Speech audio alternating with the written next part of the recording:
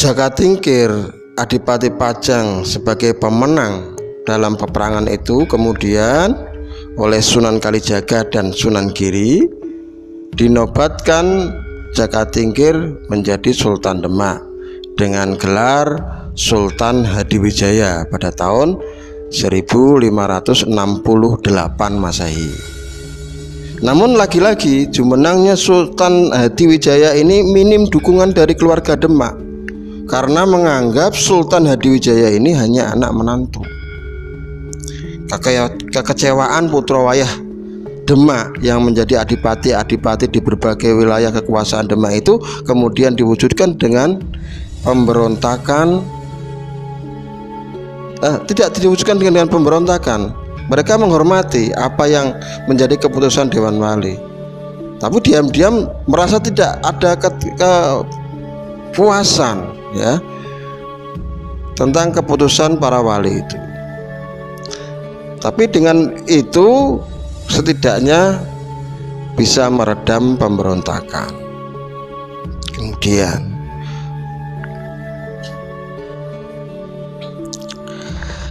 ketidakpuasan atas keputusan para wali, para dewan wali itu diwujudkan kemudian dengan melepaskan diri dari Pajang atau dari Demak, hingga hanya menyisakan sebagian Jawa Tengah yang menjadi kekuasaan Sultan Hadiwijaya. Hanya sebagian saja di Jawa Tengah. Jadi Pajang ke selatan.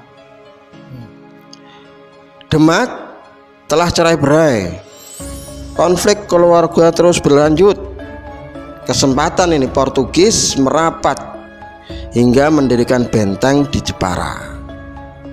Malaka, Banten, Gresik dikuasai Portugis. Target selanjutnya adalah Semarang sebagai kota pelabuhan. Jadi bentengnya di Jepara, pelabuhannya nanti di Semarang. Jadi konflik keluarga dan merapatnya Portugis di Jepara ini memaksa Sultan Hadiwijaya, wah geram ya, sudah panas gitu ya.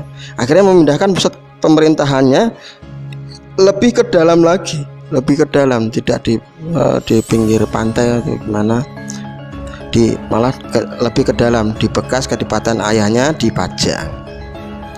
Yang sebelumnya Jakatingkir atau Kaskarebet itu telah dinobatkan oleh mertuanya Sultan Trenggono sebagai Adipati Pajang.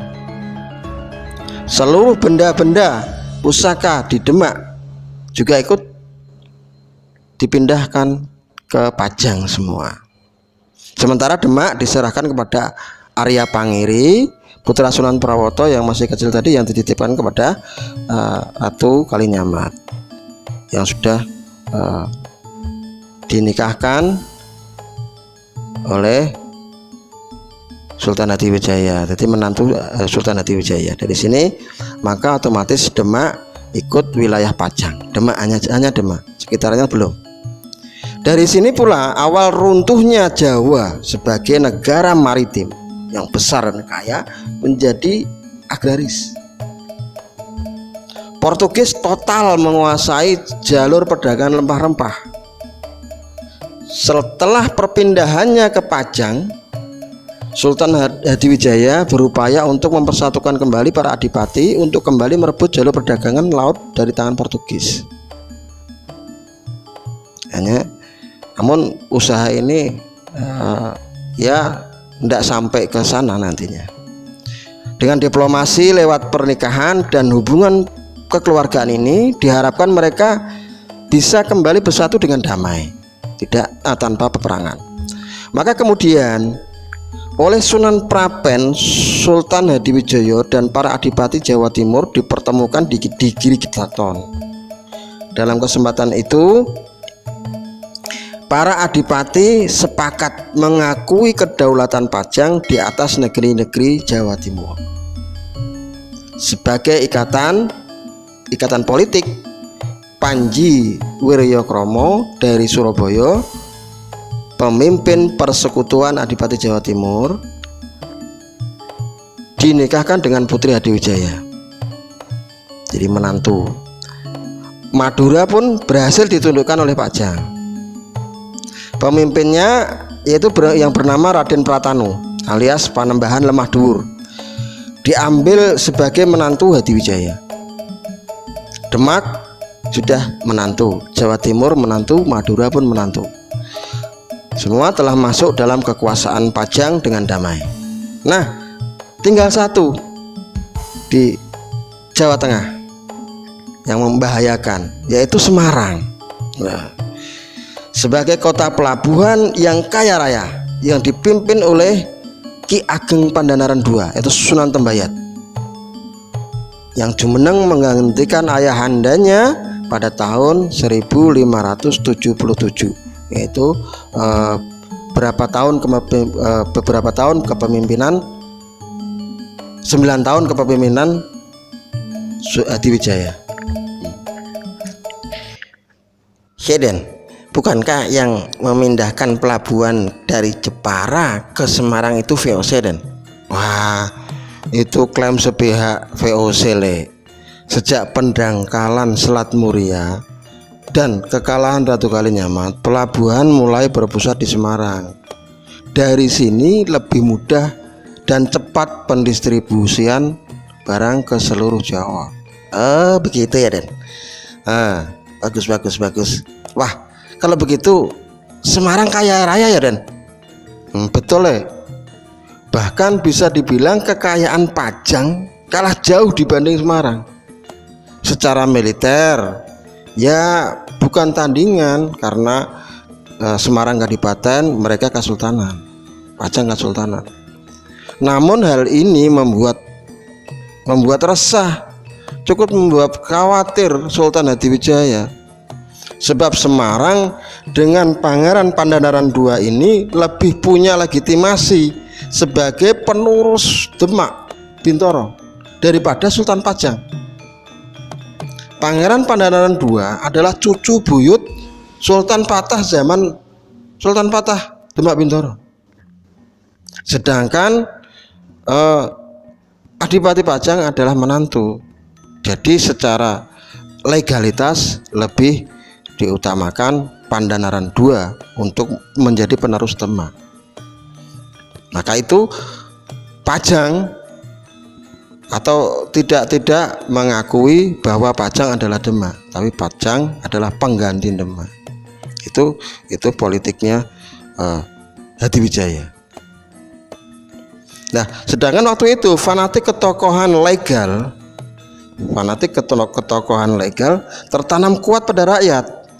Hal ini sangat berpotensi untuk memberontak kepada Pajang dengan alasan meneruskan kejayaan Demak. Inilah yang membuat kekhawatiran Sultan Pajang, yang kemudian Sultan Hadiwijaya mencoba menggandeng Ki Ageng Pandhanaran II Sunan Tembayat dengan menawarkan putrinya untuk dinikahi Ki Ageng Pandhanaran. Wah, kena nenan Den, aku gelem wi. Ya, tapi ditolak. Lah, terus piye ki? Lah, katanya Ki Ageng Pandhanaran sebelumnya gila harta ya, Den? Bukan gila harta, tapi hartanya gila-gilaan melebihi raja. Alah. Nah, kemudian adik Ki Ageng Pandhanaran II yang bernama Raden Ketip ternyata mau menikah dengan putri Pajang. Nah, posisi ini adiknya menantu, kakaknya ini jadi salah tingkah, lanjut apa mundur.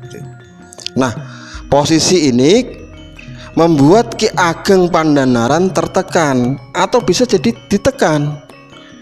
Demi menghindari perseteruan dan peperangan, di sini kemudian beliau rela melepas semua kekayaan dan kekuasaannya untuk menghindari itu. Wah, hebat, berjiwa besar, Den. Hebat. Subhanallah, hebat. Nah, keikhlasan inilah hipotesisnya beliau diangkat derajatnya menjadi waliullah. Bukan meninggalkan amanah, mengasihkan diri lalu menjadi wali. Yura masuk tole. meninggalkan amanah menjadi bupati, diamanahi Semarang terus ditinggalkan jadi wali, tidak masuk. Yang masuk meninggalkan karena keikhlasannya tadi, begitu.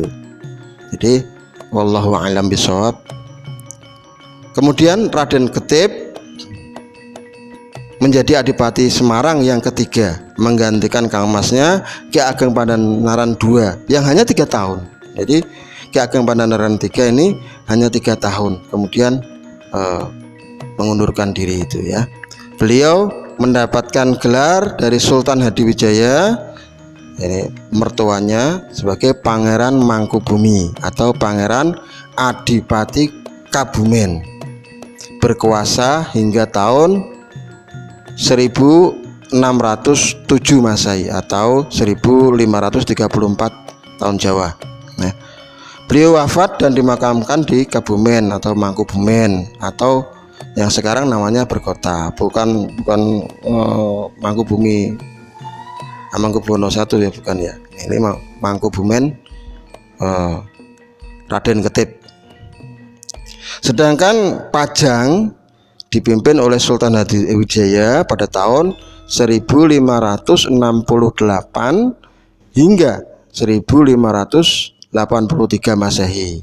Kemudian digantikan oleh Arya Pangiri, menantunya yang orang Demak. Jadi pada tahun 1583 hingga 1586 dengan gelar Sultan Awantipura. Kemudian digantikan Pangeran Benowo tahun 1586 sampai 1587 bergelar Sultan Prabu Wijaya. Akhir Pajang menjadi kesultanan, berdiri Kesultanan Mataram Islam.